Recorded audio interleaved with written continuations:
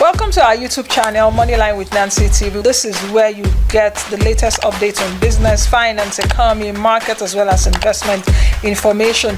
If you couldn't follow us live on television, please do subscribe to our YouTube channel. Also, press the notification bell so that you can get notifications. Thank you. Enjoy this video. All right, welcome back to the program. Joining me right now is my next guest. He is Majeed Dahiru, a public affairs analyst. Welcome, Mr. Dahiru, and welcome. Good morning. Good morning. Thank you for having me. Perhaps I'm already in a holiday mood. I'm already winding down. Yeah, you know, for the year. After working so hard. Yeah. I just have to.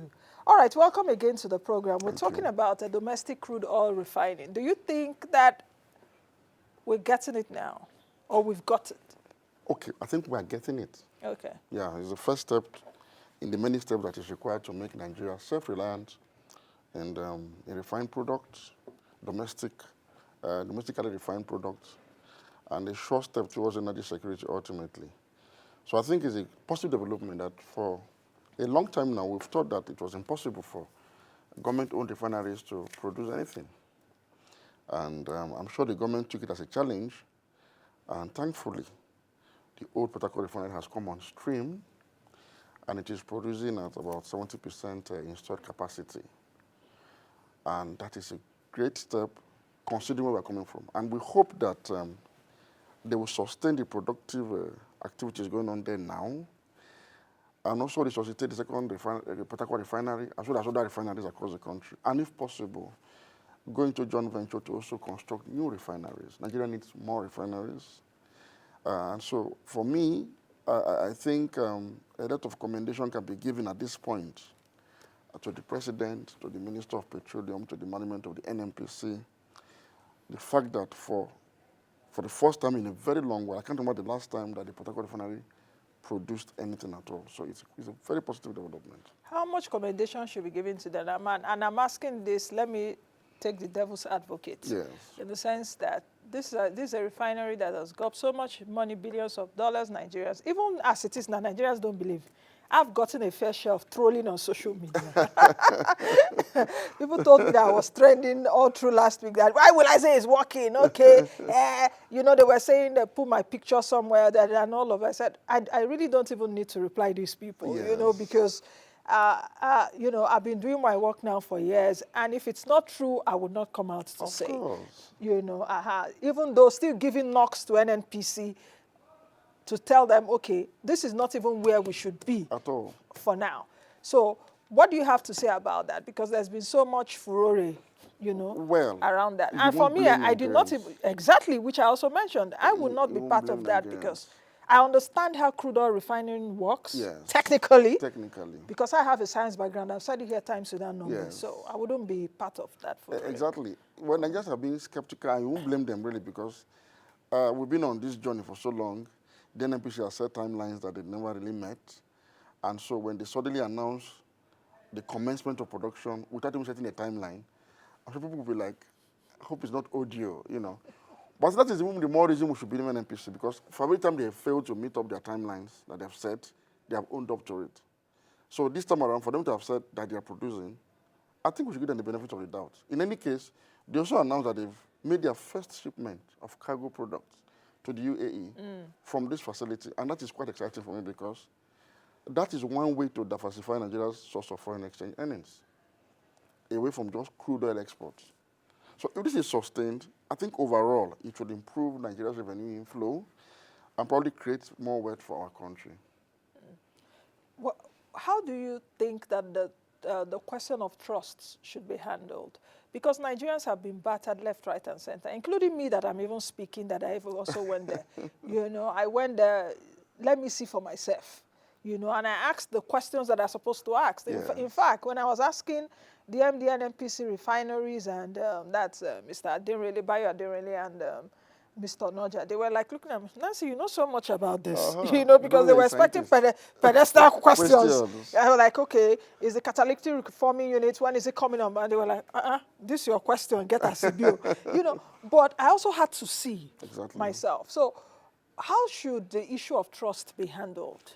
I think sustainability of the current production level and incremental improvement will go a long way to restore that trust. Nigerians are expecting to hear anytime soon that production has stopped at that facility. Because they think that all of this is just to put up an act to show that they are doing something. People still don't believe that this is for real. So for people to believe is, if in the next 6 months to 1 year, the old Port Harcourt refinery is still working and has even scaled up to probably 90% of installed capacity, and true to what the GMD of NNPC has also said, the second Port Harcourt refinery comes on stream by mid next year, and I'm even told that the Warri refinery is likely to come up anytime soon because work has advanced in its rehabilitation. I believe that with that, Nigerians can now come to trust the NNPC. So NNPC must earn this trust through quality service delivery by making sure that this refinery, as it has commenced now, works sustainably for as long as we can, we can see. So that is I think that responsibility is on the part of the NNPC. You can't blame Nigerians for being skeptical at all. Yeah. At all. Understandably so, which I mentioned at least in the last few days. How about the question of supplying crude to these refineries? Because as of now, perhaps we are producing 1.8 million barrels per day, including condensate. Yes, we have hit that target. Yes, we're also giving crude to Dangote refinery. Yes. We hope that other refineries, even in Edo State, in Imo State, private refineries, there's a BUA that will come on board. There are also, there are also other refineries that will come on board. Crude availability for these refineries. Okay, first things first. Because that's a very serious question. First things first, it's important to note that there's no country in the world, I don't know of any anyway, not Saudi Arabia, not the United States of America, not Russia. I don't know of any major oil producing country that relies solely on crude that is domestically produced for their refineries. You must leverage on sourcing for crude oil from offshore destinations. That is to import crude. You must import crude. There's the no, U.S. actually imports crude. The U.S. imports China as much crude as it exports. Produces, yes. Exactly. Saudi Arabia imports crude even from Nigeria. From Nigeria. So you might be surprised to hear that. In fact, it's the same thing with refined products. Saudi Arabia, United States of America, and most other oil producing countries also import refined products as well. It's simply a part of what you call the energy mix to achieve sustainable energy security. So, source of crude can be both from within and outside. Okay. And so it's, I'm sure they'll find a way to get their feedstock from wherever the region they can get it from. All right, Mr. Dahiru, let's just quickly halt this. I'm being told we are going for a live event commissioning ceremony in Port Harcourt, Rivers State. Don't fret, my viewers. This interview is still going on. We'll bring it to you, perhaps tomorrow again. So let's quickly go to Port Harcourt. Majeed Dahiru is still with me, and we're looking at domestic refining in Nigeria. So, Mr. Dahiru, you can go ahead. Yes, so you can leverage your feedstock from both within and outside your jurisdiction. There's nothing wrong at all in importation of crude to supply local refineries. Like I said, every country in the world that I know of imports crude in one form or the other. Just as also imports refined products. It might interest you to know that the United States, as of today, is having 132 working refineries. Yet they import refined products. They export and they refine. The UAE has just bought a cargo of LPFO from Nigeria, for example. It's one of the world superpower when it comes to oil and gas enterprise. But it had to import LPFO from Nigeria. The same thing that Saudis also do. They import refined products from India, from UAE, from Russia. Russia also imports from Saudi Arabia, from India, from China. So there is a dynamics to this that ultimately ensures free flow of products across the world in order to meet that critical component of energy security, which is availability. Now, that brings me to the question of the component of energy security we're talking about, of course, is availability. Yes. Sustainability also. But if the countries whom you have quoted now, and US, Saudi Arabia, and co, China and co, these are countries that have high productivity and high industrialization. Yes. So it's accepted that the oil that they produce may not even be enough for them. Exactly. The question is, what are we producing in Nigeria? Well, again, because perhaps what we are producing, sorry to cut you short. Our productive base. Yes. What vis-a-vis the energy we consume. Yes, energy we consume, perhaps even at the pump. and perhaps I try pass my neighbor, or generators for Yes. businesses and diesel for businesses or big bosses. Apart from that, how much intensity do we have in terms of industrialization to be That able will require to this volume of volume energy. of energy? Okay, if you still look at it, it's still low. Even with the importation of both crude and refined product into Nigeria, it is still low. For example, you're still talking about daily consumption in Nigeria of between, say, 35 million liters to maybe maximum of 45 million liters, particularly now that people are no longer really able to afford this product. Now, if you compare that with a country like the United States of America, like you rightly pointed out, with high productive activity, America's daily consumption sometimes reaches the 2 trillion liter mark daily. 2 trillion liters of consumption daily, 2 trillion. China sometimes gets as high as 800 million liters of daily consumption of PMS. So if you compare that with even 50 million liters that Nigeria may consume sometimes, you can still see that, just like you rightly pointed out, we are still far, far below the level of consumption that demonstrates or illustrates high economic productivity. So what you see us still importing is simply going to feed this very meager demand compared to other countries for our energy needs. Especially now that it has been deregulated and no subsidies are being paid. I say this because people are buying at their own risk. People are importing this product at their own risk as businessmen. So if you bring in excess product and nobody is able to buy, it's at your own risk. So for them to still be importing and supplying the market, it means the market is able to absorb the level or the quantity that is still being imported and produced locally. Are we still importing now? Yes, of course. We're still importing? Yes, because the Dangote refinery could not meet up daily consumption demands between September and the ending of October, which necessitated the NMDPRA to issue import licenses for November to oil marketers. So we have a mix right now in the market of both locally refined products and imported ones. Where are those now importing? Is it Major, no. Major Major market. Exactly. They're importing. Yes. They're importing. So there's a mix in the market now. And it's because of that importation that you see competitive pricing now resulting into what you can call fair pricing. Even though the price is still not at par with Nigeria's affordability threshold. I keep making this point. Price of energy must be within or below the affordability threshold of an average citizen. It's still not at that level. In fact, it's far, far above it. But the only positive out of it is that there is competitive pricing between both importers and local refiners, which is trying to bring the price a little bit around the 1,000 naira threshold. I believe that if there was no competition at all, and only importers are allowed to import, or only local refiners are allowed to flood the market, there would have been price gouging to a level that would be above what we have now in the market.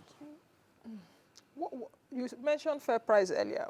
What price should be price that is affordable?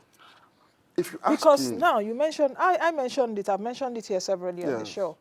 I try as much as possible to watch vehicular movements on the road. Very thin. Very scanty. Very, very scanty. And it's not good at all. Exactly. It's not a good thing. It's not a good sign. At all. And I hope that the administration, economic managers take note of this, that many Nigerians have dumped their cars. Meaning productivity has gone down. Thank you. Yes.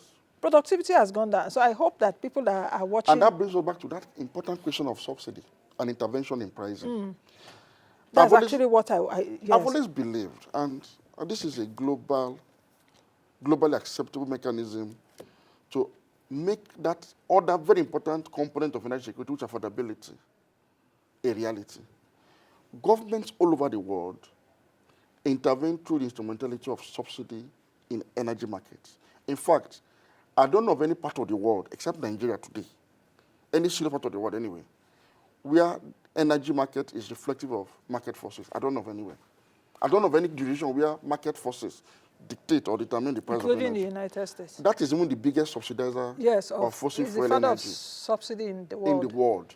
According to the IMF report, I'm sure you've read it, over 7 trillion by 2023 has been expended on subsidy on fossil fuel energies. And not to talk of food. The 3 top heavy subsidizers in the world include the United States, China, and Saudi Arabia. So are you saying now that you're conversing for subsidy? Oh, I've always been against the model of subsidy.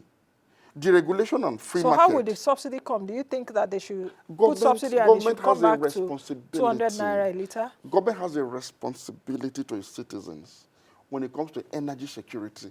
It is not something that you can actually abdicate. It's your core responsibility. You know why? Energy is the oxygen of the economy. What air is to the living thing is what energy is to the economy. And so God, in his infinite mercy, did not put a price tag on the air you breathe as a human being. If not, most of us will not have a lifespan beyond a few days.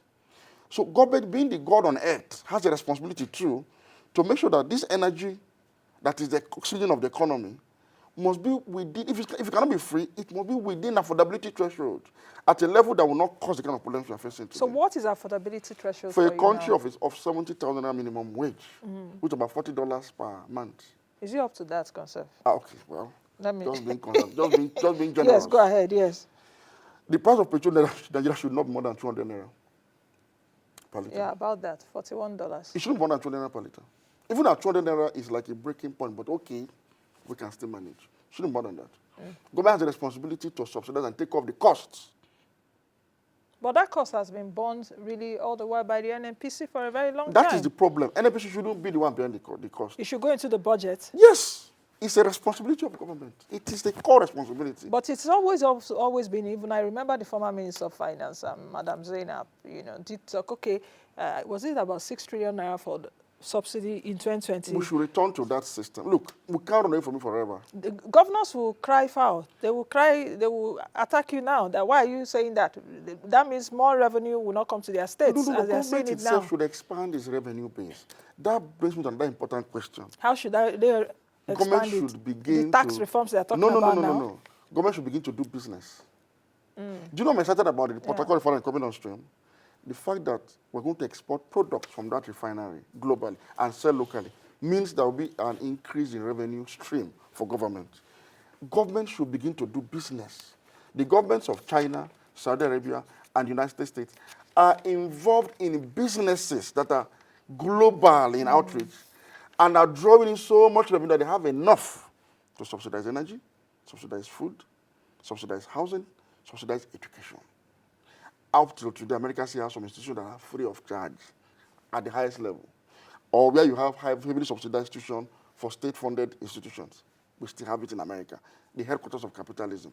Government should begin to do business. We need to go away from this fallacy that prevents government from participating in the means of production. Otherwise, government can continue to borrow and continue to levy taxes, which in the long run will not yield much, because you cannot tax somebody who's dead or who's dying. I like this idea in terms of you're saying that government, because there's been so much around, oh, government is a bad business person. Government is a bad businessman. But I know that there are also some countries around the world that government do businesses and they do it well. In fact, China is even a very good example. Majority of these big electronic firms that we know, I don't want to call names, have Chinese, have Chinese government hands in them, and they are quite profitable. Not just hands, legs, head, everything in it, including hospitality businesses. You might be surprised to hear that a country like France, the GDP of France, for instance, is dominated by state-owned enterprises.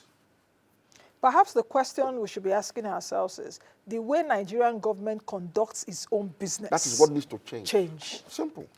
You've given me a topic to and we don't have a choice. We must change that so that we can do business and create wealth. And it's not the federal government, state government. Yeah, of course. How come no state in the Niger Delta has made any substantial effort to build a refinery? Okay. That's a discussion for another day, Mr. Dahiru. Let's leave it. Let's leave it at that. Thank you very much for joining us. Thank you very much for having me. I've been speaking with Mr. Majeed Dahiru. He's a public affairs analyst, and we've been looking at domestic refining in the country. Like I always say on the program, the more, the merrier. Thank you for watching. In case this is your first time watching us, thank you. Don't forget to subscribe to the channel, drop your comments as well as like, and most of all, share our content. Bye.